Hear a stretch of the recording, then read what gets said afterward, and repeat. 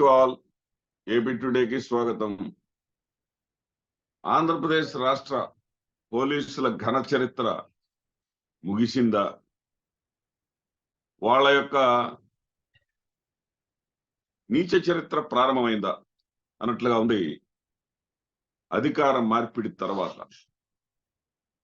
జగన్మోహన్ రెడ్డి గారు ముఖ్యమంత్రిగా ఉన్నటువంటి సమయంలో జాతీయ స్థాయిలో అనేక రకాలైనటువంటి అవార్డులు తెచ్చుకున్నటువంటి ఈ డిపార్ట్మెంట్ ఈ రోజున తన యొక్క స్థాయిని దిగజార్చుకుంది. తన స్థాయిని ఏ స్థాయికి దిగజార్చుకుందంటే, తెలుగుదేశం పార్టీ నేతల ఇళ్లల్లో మహిళలకు సైతం సలాం కొట్టే స్థాయికి వాళ్ళు దిగజారారా అనిపిస్తా ఉంది. ఎక్కడైనా చూడు, ఆంధ్రప్రదేశ్ రాష్ట్రంలో ఏ మూలైనా చూడు, పోలీసుల కాలర్ పట్టుకుంటాడు ఒకడు, చొక్కా పట్టుకుంటాడు ఒకడు, నడి రోడ్డు మీద నిలదీస్తారు ఒకళ్ళు, వాళ్ళ ఎదురుగానే వాళ్ళు చేయవలసినటువంటి దుర్మార్గాలన్నీ చేస్తారు. వీళ్ళు ప్రేక్షక పాత్ర మాత్రమే వహిస్తారు. ఇక నిన్న ఒకే రోజు జరిగినటువంటి 3 సంఘటనలు కానీ తీసుకుంటే, ఏదైతే అనంతపురం జిల్లాలో జేసీ అస్మిత్ రెడ్డి వాళ్ళ నాన్నగారు చెప్పారంట, జేసీ ప్రభాకర్ రెడ్డి గారు చెప్పారంట, ఏదో వాళ్ళ సమస్య ఏదో చెప్పారంట, వాళ్ళని అరెస్ట్ చేయాలంట, చేయలేదంట. చేయనందుకు గాను సిఐ వచ్చి క్షమాపణ చెప్పాలంట. పోలీస్ స్టేషన్ ముందు జేసీ అస్మిత్ రెడ్డి వచ్చి ధర్నా చేస్తాడు. ధర్నా చేస్తే అందుబాటులో లేనటువంటి ఆ సిఐ వీడియో కాల్ ద్వారా అపాలజీ చెప్తాడు. అపాలజీ చెప్పినటువంటి ఆ వీడియోని, ఆ పార్టీని మళ్ళీ కట్ చేసి, వీళ్ళు ఇదిగో మేము ఇట్లా అపాలజీ చెప్పించామని చెప్పేసి సోషల్ మీడియాలో వైరల్ చేస్తారు. ఎటుపోతుంది సమాజం అంటే, పోలీసు డిపార్ట్మెంట్కి కనీసం పోలీసులు అని చెప్పుకునేటటువంటి ఆత్మగౌరవం కూడా వాళ్ళకి లేదా?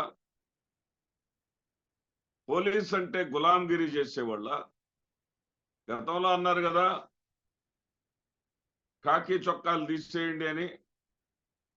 ఇప్పుడు కాకి చొక్కాలు వేసుకొని ఉద్యోగాలు చేస్తున్నట్ల వాళ్ళు. అదేవిధంగా మా చిలకలూరుపేట ఎమ్మెల్యే పత్తిపాటి పుల్లారావు గారి సతీమణి వెంకయ్యమ్మ గారు, ఆవిడేమీ ఆహ్వానించాల పోలీసుల్ని. వీళ్ళే అత్యుత్సాహం చూపించి, వీళ్ళే ఆవిడని ఆహ్వానించి ఆమె చుట్టూ చేరి ఆమెకు ఒక కేక్ తెప్పించి కేక్ కట్ చేయిస్తూ ఆమె చేత యూనిఫామ్ లో ఉండి, పోనీ ఏదన్నా సివిల్ డ్రెస్ లో ఉండి చేశారా అన్న అంటే అది వేరు. యూనిఫామ్ లో ఉండి అబ్బా ఏమి పోటీలు పడ్డారులబ్బా. ఆ వీడియో చూస్తుంటేనే ఇంత గులాంగిరియా, ఇంత చేతగాని తనమా? ఆయన మాజీ మంత్రి అయితే అయి ఉండొచ్చు, లేకుంటే తాజా ఎమ్మెల్యే గారు అయితే అయి ఉండొచ్చు. ఆయన సతీమణి పుట్టినరోజు వేడుకలని డిపార్ట్మెంటే నియోజకవర్గంలో ఉన్న పోలీసులు మొత్తం ఒక చోట చేరి చేయటం ఏంటండి బాబు? అంటే రేపటి నుంచి ఆమెతో జాగ్రత్తగా ఉండాలని వీళ్ళు ముందుగానే ఫిక్స్ అయిపోయారా? ఆ మధ్య రాంప్రసాద్ రెడ్డి మంత్రి గారు, చిత్తూరు జిల్లా అనుకుంటా, సబ్జెక్ట్ టు కరెక్షన్, కడప జిల్లా.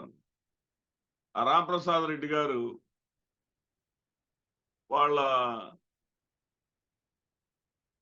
సతీమణి ఎస్ఐని నడి రోడ్డు మీద ఏ విధంగా వార్నింగ్ ఇచ్చిందో చూసాం. నడి రోడ్డు మీద వార్నింగ్ ఇస్తే ఇక్కడ ఒక ట్విస్ట్ ఉందండి. ఇక్కడ ఒక్కొక్క సామాజిక వర్గానికి ఒక్కొక్క రకమైనటువంటి ప్రతిస్పందన ఉంటుంది. అటు తెలుగుదేశం పార్టీది కానీ, తెలుగుదేశం పార్టీ కోసం పనిచేసేటటువంటి పచ్చ మీడియాది కానీ. రామ్ ప్రసాద్ రెడ్డి చివర 2 అక్షరాలు ఉన్నాయి కదా, అందువల్ల అతని భార్య, అతని సతీమణి పోలీసులకు వార్నింగ్ ఇచ్చిందని చంద్రబాబు నాయుడు గారు సీరియస్ అయిపోయారంట. సీరియస్ అయిపోయి అతన్ని రామ్ ప్రసాద్ రెడ్డి గారిని పిలిపించుకొని వార్నింగ్ ఇచ్చారు. మరి నిన్న పత్తిపాటి పుల్లారావు గారి సతీమణి ఆవిడ బర్త్డేని స్వయంగా పోలీసులే నిర్వహించినందుకు వీళ్ళను కూడా పిలిచి, పుల్లారావు గారిని కూడా పిలిచి వార్నింగ్ ఇస్తారా వేచి చూడాలి. అదైతే వెంటనే సంఘటన జరిగిన వెంటనే ఏబిఎన్ ఛానల్లో బ్రహ్మాండంగా నెగటివ్ ప్రచారం చేసేశారు.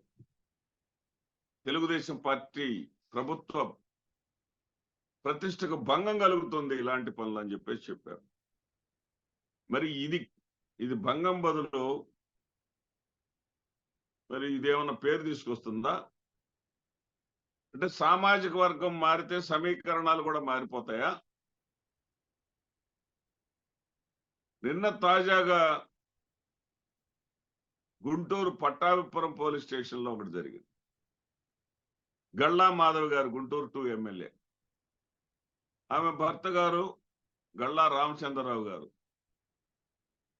రామచంద్రరావు గారు చంద్రబాబు నాయుడు గారు సామాజిక వర్గానికి చెందిన వ్యక్తి. ఆయన సతీమణి ఎమ్మెల్యే గారు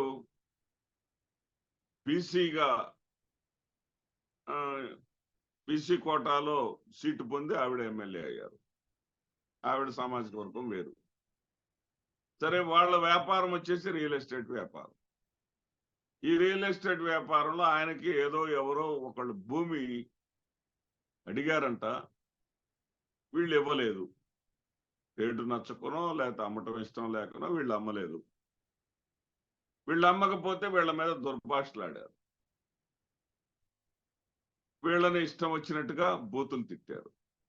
వాళ్ళు అది భరించలేక, తట్టుకోలేక పట్టాపురం పోలీస్ స్టేషన్కి వచ్చి కేసు పెట్టారు.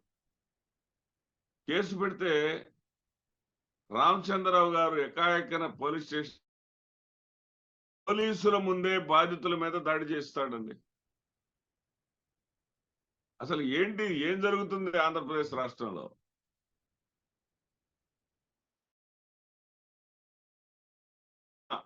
పరాకాష్ఠ ఏమైనా ఉంటుందా?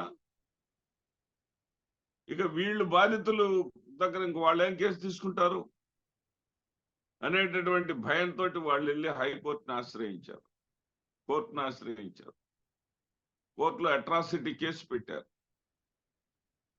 ఎటుపోతుందండి ఆంధ్రప్రదేశ్ రాష్ట్రం? పోలీసులారా, మీరు కళ్ళు తెరవండి.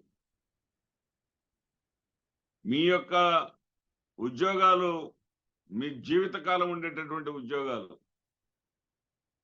60-62 సంవత్సరాల వయసు వరకు ఉండేటటువంటి ఈ ప్రభుత్వాలు అనేవి 5 ఏళ్ళు మాత్రమే ఉంటాయి.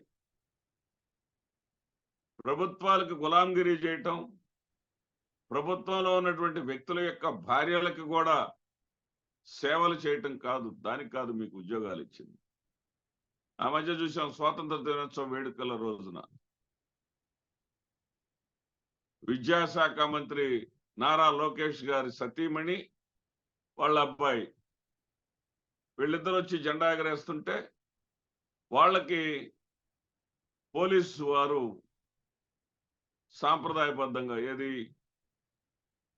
ఒక సిస్టమ్ ప్రకారం, ప్రభుత్వ లాంఛనాల ప్రకారం వాళ్ళకి సాల్యూట్ చేస్తారు. ఇది ఎక్కడ వచ్చిన గోలండి బాబు? ఇది ఎక్కడ వచ్చినటువంటి గోల?